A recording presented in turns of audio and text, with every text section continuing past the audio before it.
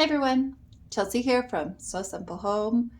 Today's project is a great holiday sewing project. Whether it's Thanksgiving, Christmas, Easter, 4th of July, these are little silverware holders. So these are great for putting on place settings, adding a little bit of color, a little bit of design, a little bit of pizzazz, if you will, to your table for a holiday. Now, obviously, these ones are specifically for Christmas or for the winter months, but these little pockets are really, really simple to do, and I think you're really going to love how they can just add just a little bit extra to your table.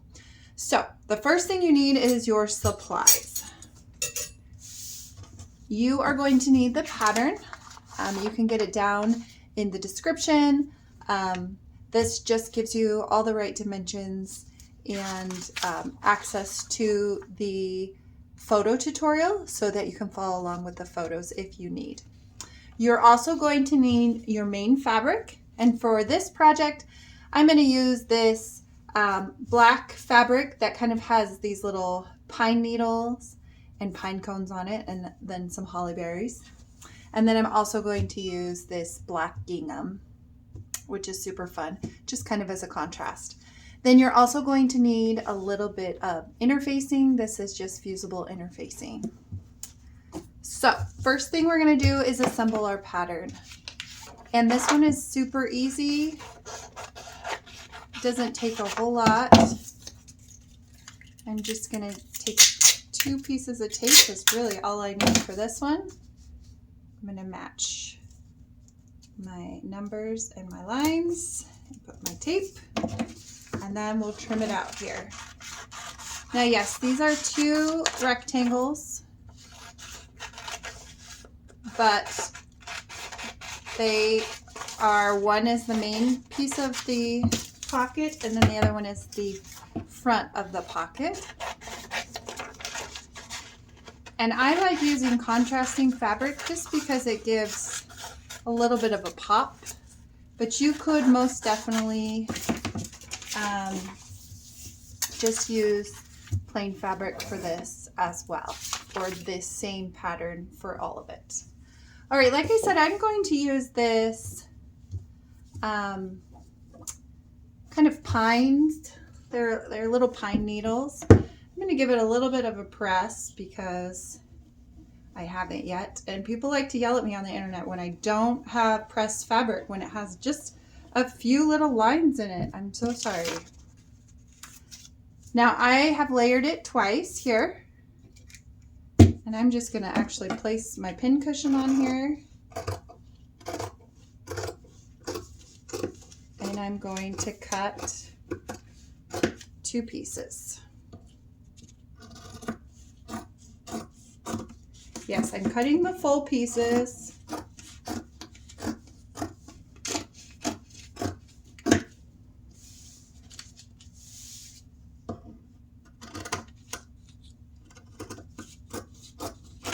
Just like that. These are not the best scissors, but you know, sometimes that happens. So those are my 2 pieces, and my rectangle on this side isn't amazing. So we'll trim it up just a little. Switch my scissors out here for some that actually cut. Okay. And then I need 2 pieces for my pocket. So I'm going to open this one up, and I have this piece here. Actually, that will be, I think, just about perfect for what I need.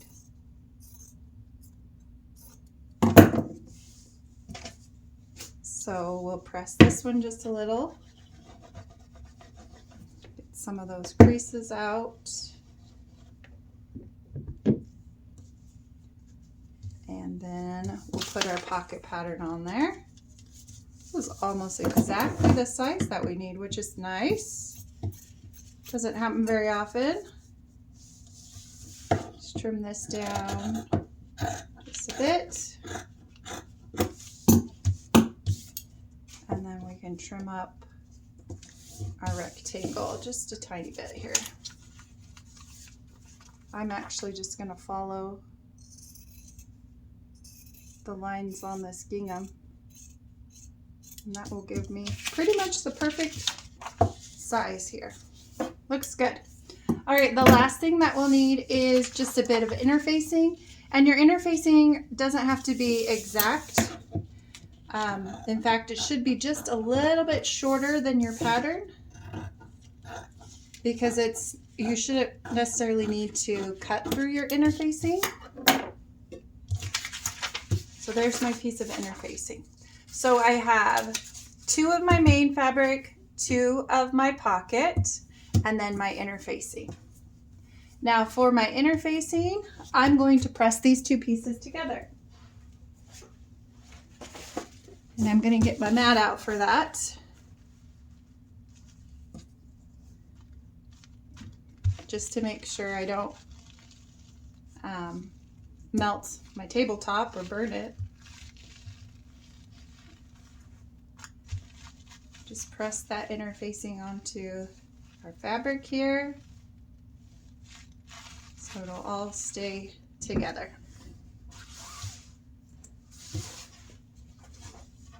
So now I have my 2 main fabric pieces with my interfacing pressed to it, and then my 2 pocket pieces together. All right, to start, we're going to do the pocket. Now you'll see on the pattern that there is a ribbon placement line.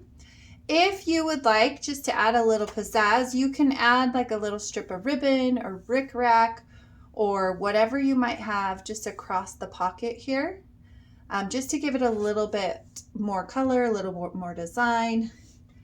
You can see that on this example here. I just have this piece of webbing that went across, just kind of to add a little bit. You don't have to do that. So we're going to put these 2 pocket pieces together, right sides together, and we're just going to stitch along the top at 1/4 inch.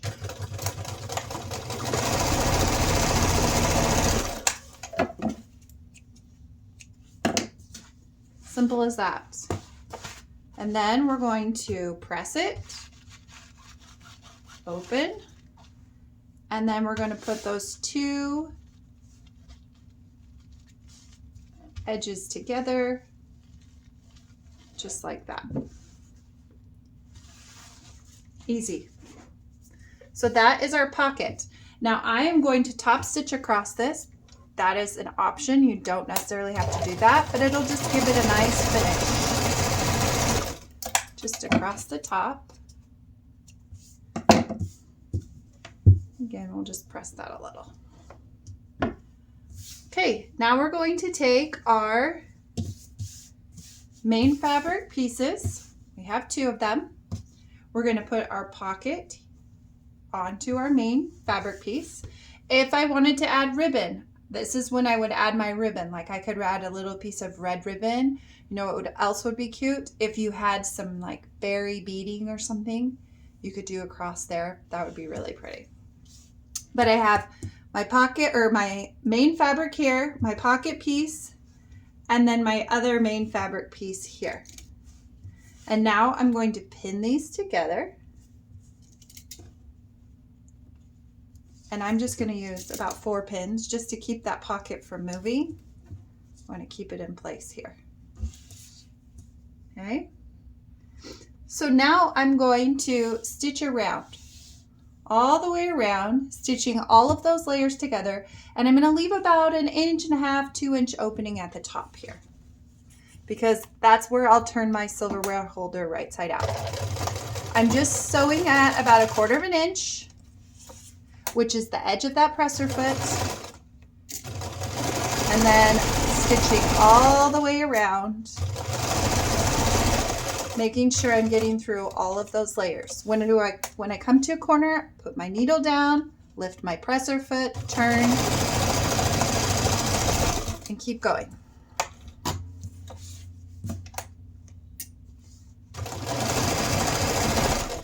And just keep sewing along. Oops.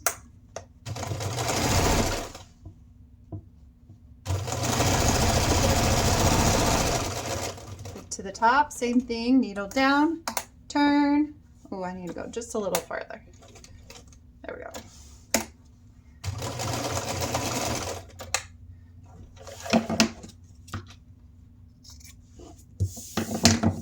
Oops.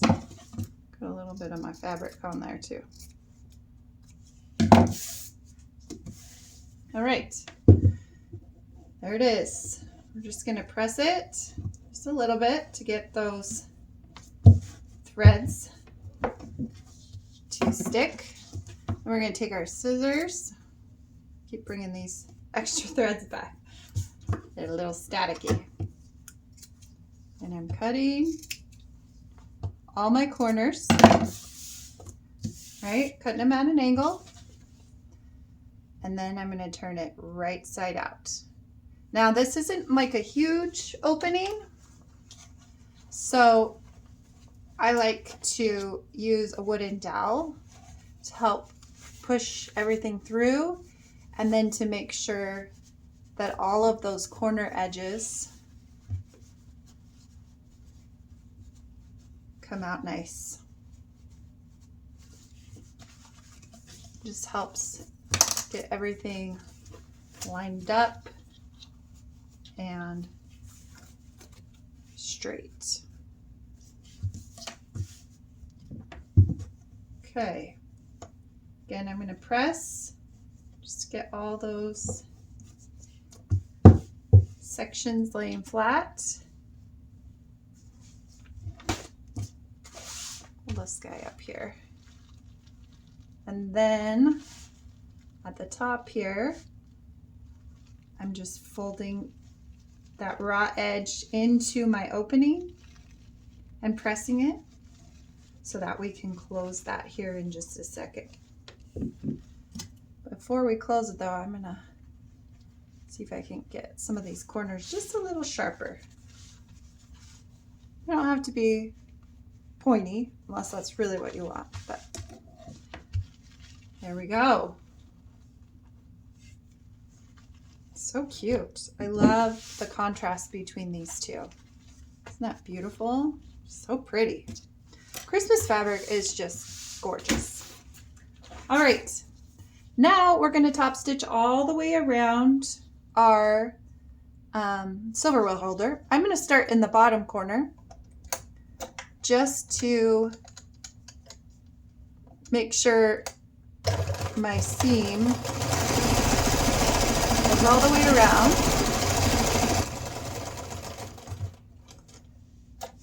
Same thing, I'm just going to that corner, put my needle down, turn, and keep sewing. Get to this corner and stitch all the way to the other side.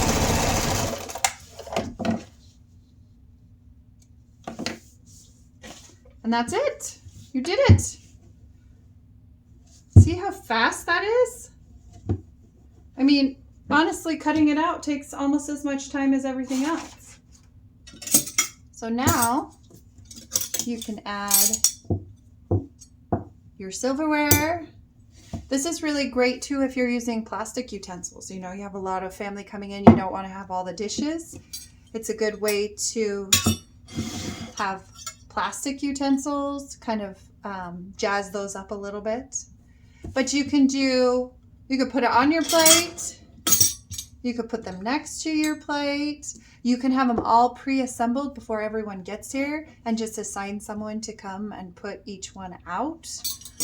It's just a really simple project. It's so fun and adds just a little bit something to your table. And you can do it in different fabrics. You can see here, all of these fabrics are different, but they work together. So this one has the trucks and the sleighs and the trees, whereas this one has just like the holly and the pines. And then the back here. You could even get super creative and you could have 3 different fabrics. So you could have 1, 2, and then a different fabric on the back. But it's just a great way to add a little something to your holiday tables without having to break the bank. And because it doesn't use a lot of fabric, You can get a lot out of a very, very little.